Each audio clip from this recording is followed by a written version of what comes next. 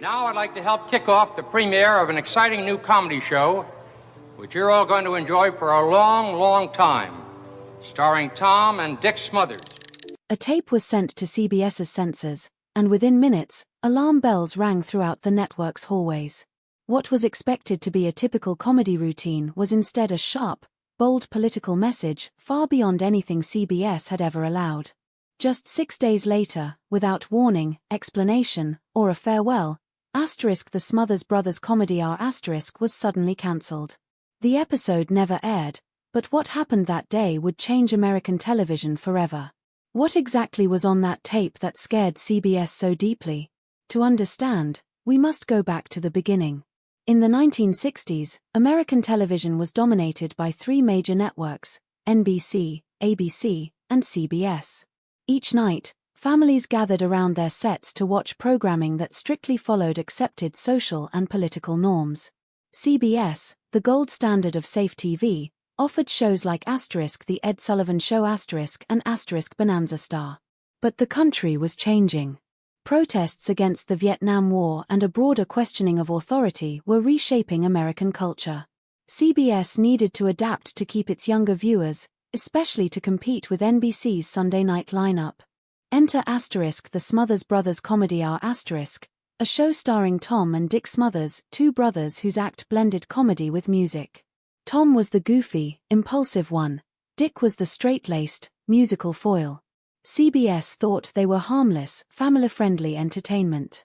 The show premiered on February 5, 1967, and the first few episodes met CBS's expectations: light jokes, songs, and simple skits. But Tom Smothers had a bigger vision. He didn't just want to entertain, he wanted to challenge. Under the veil of comedy, Tom began transforming the show into a platform for social commentary. He started booking guests like Pete Seeger, Joan Baez, Jefferson Airplane, and The Who artists who openly discussed war, civil rights, and freedom. The writer's room filled with sharp young talent like Steve Martin, who tapped into the voice of a younger generation. Comedy skits evolved from silly to smart, with biting commentary on politics and society.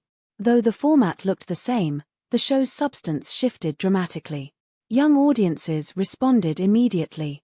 College students quoted lines from the show and discussed the messages behind the jokes.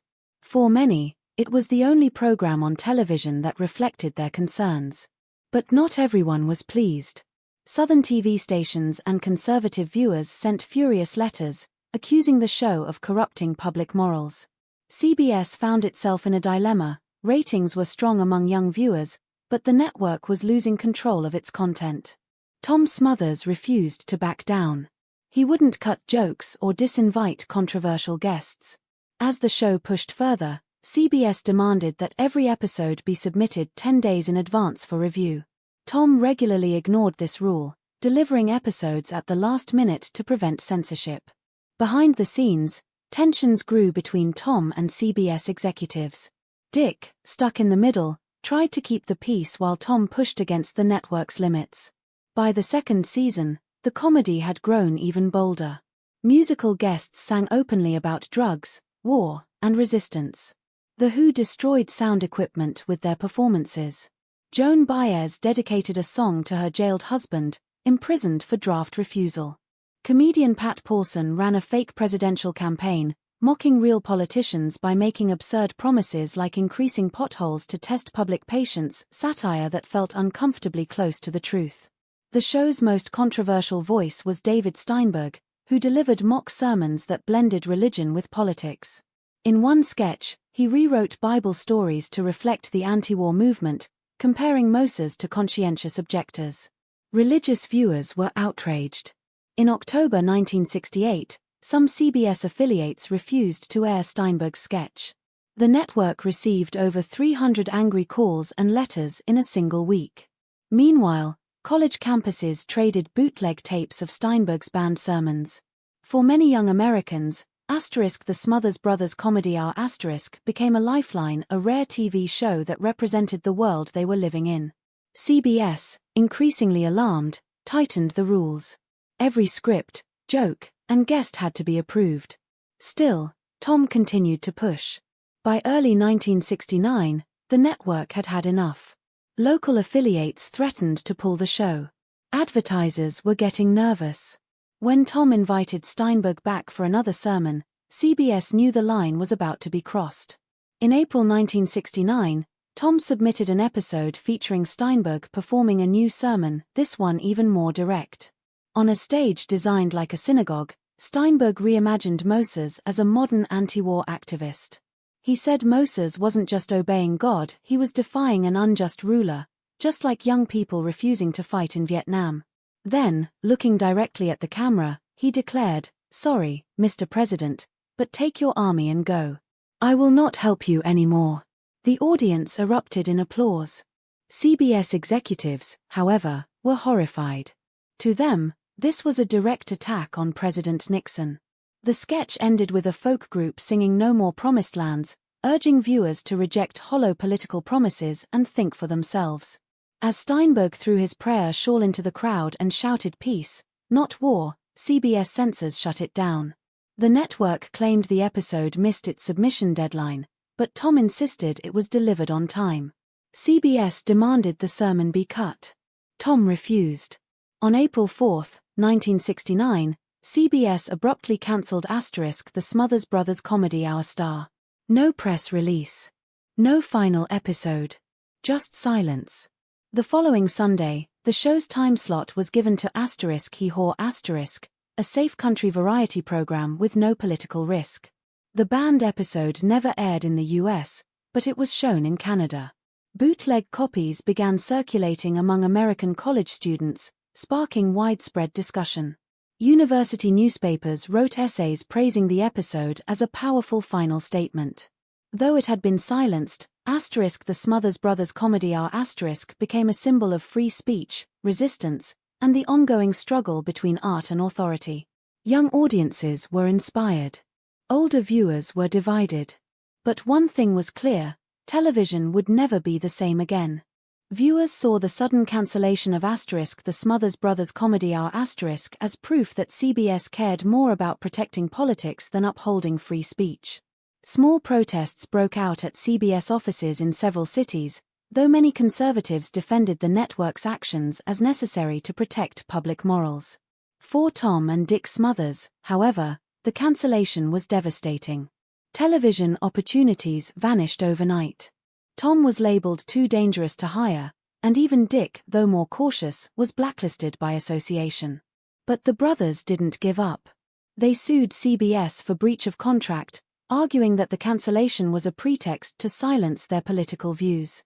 After a 4-year legal battle, the court ruled in their favor in 1973 and ordered CBS to pay over $770,000.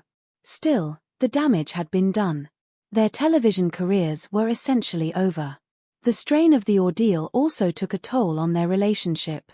Dick later admitted that he didn't always agree with Tom's uncompromising stance, believing that if Tom had been more willing to compromise, the show could have lasted longer and reached more people. Yet despite their differences, the brothers remained close, continuing to perform in smaller venues for their loyal fanbase. The show's cancellation sent shockwaves through the television industry. Young writers and producers saw it as a harsh lesson about the limits of creative freedom under network control.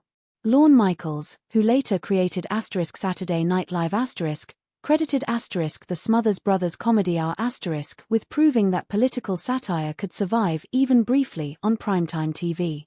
For a generation of comedians and artists, Tom and Dick Smothers became icons of artistic courage. The censored tapes of their show became underground treasures, circulated like forbidden relics. Rejected sketches resurfaced years later in personal archives, fueling the legend of a show silenced for speaking too boldly. Over time, public opinion about the show evolved. What had once seemed subversive or inappropriate came to be viewed as brave and visionary. In 2008, nearly 40 years after the cancellation, Tom Smothers received an honorary Emmy Award. In his acceptance speech, he said simply, "Peace is harder than war," a quote that resonated deeply and has since been widely repeated. In 2010, Tom and Dick were inducted into the Television Academy Hall of Fame, finally earning formal recognition for their impact on American media. The show's political legacy was further cemented when it was revealed that Tom and Dick Smothers had been placed on President Nixon's infamous enemies list during the early 1970s. While they didn't face the same consequences as journalists or politicians, their inclusion made it clear just how much their voices had rattled those in power. In 2022, the full archive of the show, including scripts, tapes, and unaired sketches, was transferred to UC Santa Barbara for preservation. For the first time, researchers gained access to internal documents, some of which CBS had once ordered destroyed. The digitization of these archives helped reshape the show's legacy for a new generation. When Tom Smothers passed away in late 2023, social media platforms lit up with tributes. Clips from the show, vintage photos, and reflections poured in from comedians like Stephen Colbert, John Oliver, and Sarah Silverman, all of whom credited him as a pioneer of modern political comedy. He was remembered not as a figure of the past, but as a foundation of a bolder, more honest kind of television. Surprisingly, the show found new life in the digital age. Once passed around in secrecy on VHS tapes, episodes began appearing on YouTube, TikTok, and Reddit. The iconic line "Mom always liked you best" became a meme. Pat Paulson's mock 1968 presidential campaign, with promises like solving all problems by waiting for them to go away, was shared millions of times in today's cynical political climate. Sketches once banned for being too sensitive were now hailed as classics of fearless satire. This resurgence wasn't just nostalgia, it was recognition. For many, it became clear that the Smothers Brothers Comedy Hour had been far ahead of its time. Researchers, students, and filmmakers continue to explore the UC Santa Barbara archives, uncovering handwritten notes, censored scripts, and correspondence that reveal the extent of the censorship the show endured. Modern comedy hosts like John Oliver, Trevor Noah, and Hassan Minhaj openly acknowledge the Smothers Brothers as influences not because of their format, but because they showed that comedy could be a vehicle for truth, not just escape. Media scholars now cite the show as a critical milestone in the evolution of television, especially in discussions about free speech and creative integrity. Though it's no longer on the air, the show's spirit lives on through its memorable quotes, its unapologetic commitment to truth-telling, and the impact it had on generations of creators. At a 2023 memorial screening during the New York Television Festival, the once forbidden Steinberg sermon was shown in full to a live audience, many of them young people seeing it for the first time. Far from seeming outdated, the content felt piercing and immediate, its humor sharp, its critique still relevant. The crowd applauded not just the performance, but the courage behind it. Today, the Smothers Brothers Comedy Hour is remembered not only as a great comedy show, but as a bold act of resistance, a symbol that comedy, at its best, can shake power, challenge injustice, and dare to tell the truth when silence is easier.